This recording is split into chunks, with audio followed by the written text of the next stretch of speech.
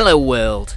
We're here with the new Apex Legends Stories from the Outlands, good as gold. And I'm honestly impressed, literally just that they've got a custom countdown for this short.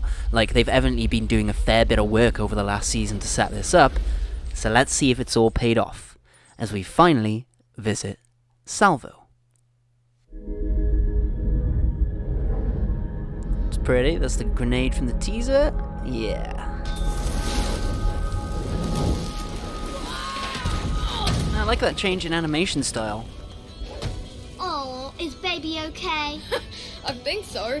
These Salvo freedom fighters should have fought for some softer bones for me to land on. Oh, wait. Wow. Show some respect for real Salvo badasses. They fought for our freedom so we could have a A bloody beautiful grenade! Woohoo! Freedom! Yeah, he evidently doesn't care what the Salvonian freedom fighters must have done for his life, or... although the state of Salvo probably isn't that great looking back at it either.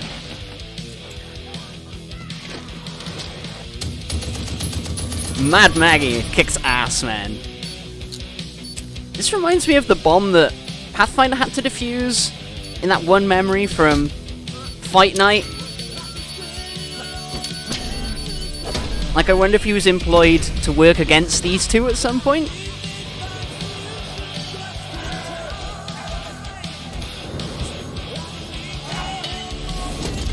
Bit of a storied history between these two.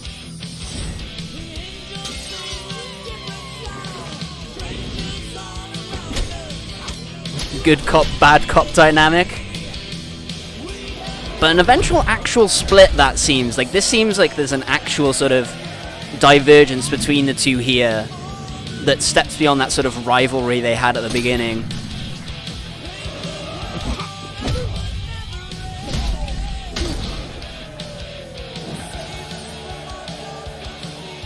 It is a proper rockin' soundtrack, though. I love the sort of Sin City-esque visual style, like they were doing with Fight Night, with this black and white and then highlighting just these specific bits of colour. Yeah, it's really cool. And the red here, it's almost like an early version of what preceded the Apex games, maybe.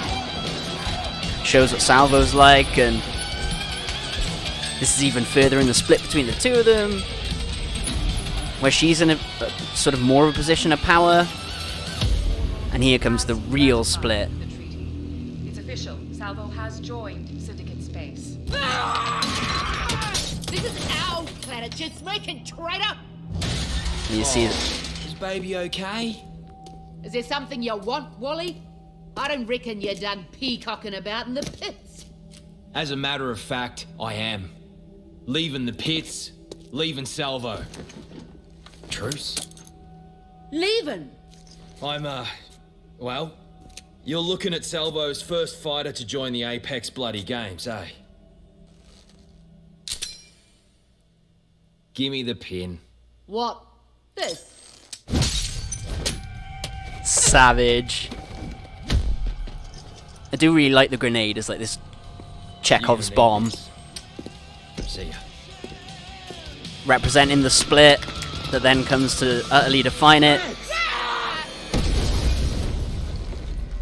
You can tell she truly cares about Salvo, whereas maybe he really doesn't.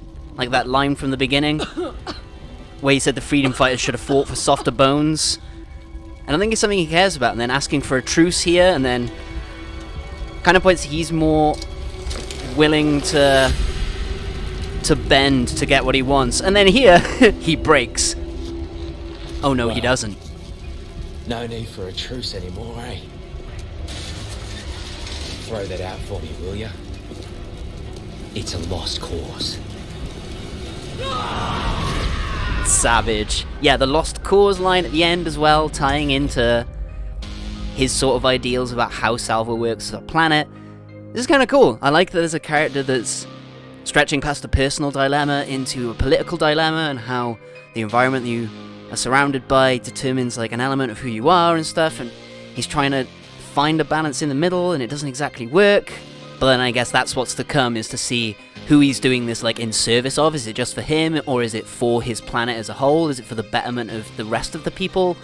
But It appears that Wally, Mr. Fuse, is more in line with supposedly Sandringham Kelly's line of thinking. The warlord who runs Salvo itself made a deal through the Shea family to join up with the Syndicate. It's probably Sandringham Kelly's hand on the early teaser poster, as Fuse doesn't seem to have the same sort of finger tattoos.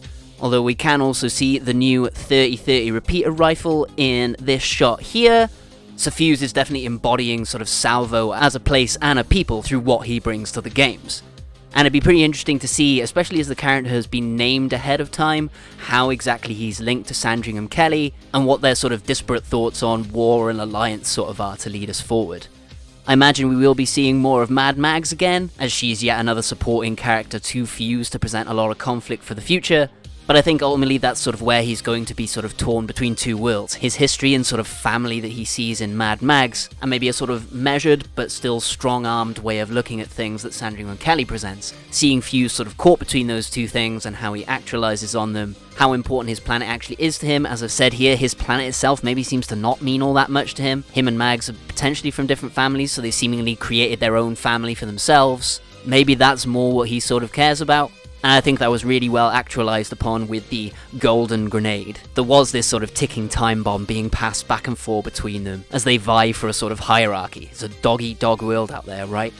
So while this short doesn't offer us anywhere near as much to sort of talk about as something like Fight Night did, Fuse over time might present a pretty decent avenue into exploring some of the bigger politics of the Outlands, especially as it's opened up exploration of the Syndicate and the Fringe worlds, and these sort of different attitudes about what it means to rule, what home means to people, and again, coming right back to one of the central themes of Apex Legends as a whole, how you make family for yourselves. So on the face of it, sort of one of the more standard characters when you look at it. I mean, like an Australian demolitions expert. I know that archetypes are a thing, but you know, come on guys. He feels very standard in himself, just as the base character idea. But they've used him to really flesh out the world around him, which has then fleshed him out in return. I think that there's a lot more to see from this guy from here, actually. Or at least that he's going to be far more interesting than he could seem on the face of things. But that's to look forward to in the future, and that's enough out of me for today. Thanks for staying with me, friends. I hope you enjoyed Good as Gold and my thoughts on this new rockin' cinematic. I've been Euclidean Vision, the emotional support. Take care of yourselves out there, teammates, and may the glorious light of Best Girl shine within you. Bye-bye.